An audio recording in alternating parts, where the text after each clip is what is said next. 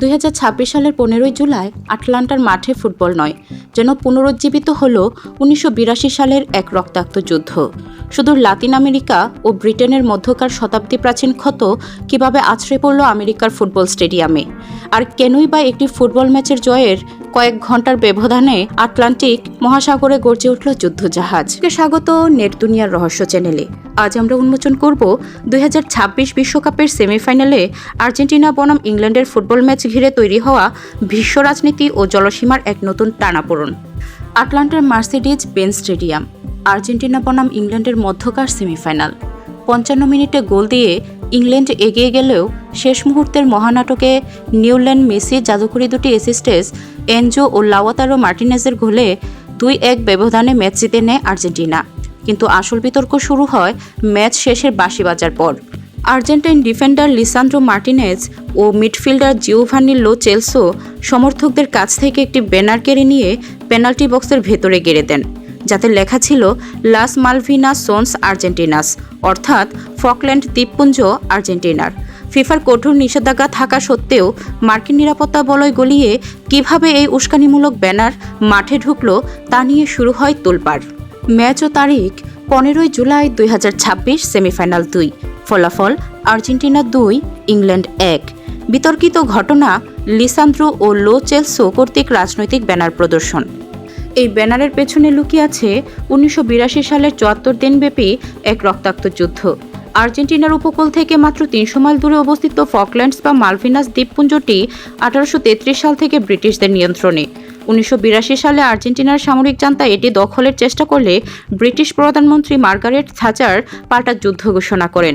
সেই যুদ্ধে 649 জন আর্জেন্টাইন এবং 258 জন ব্রিটিশ প্রাণ হারান।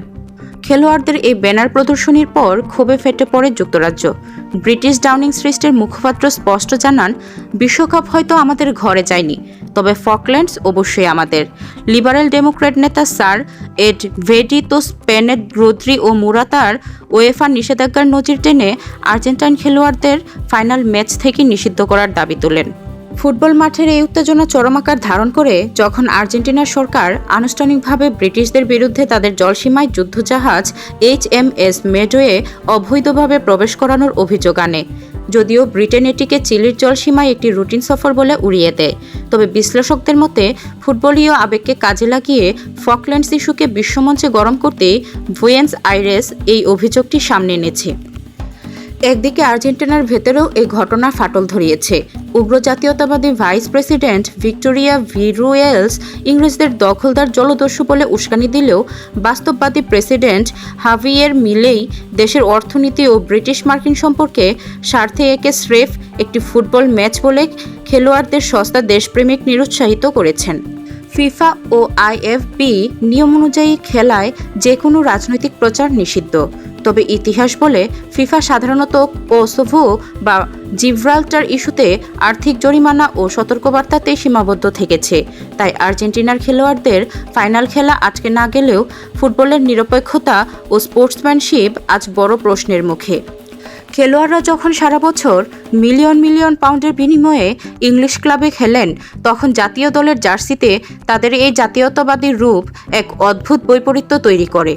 খেলা মৈত্রী ও সৌহার্দ্য বাড়াবে নাকি সামাজিক মাধ্যমের যুগে নতুন প্রজন্মের মাঝে ঐতিহাসিক হিংসা আর ট্রলিংকে আরও উস্কে দেবে?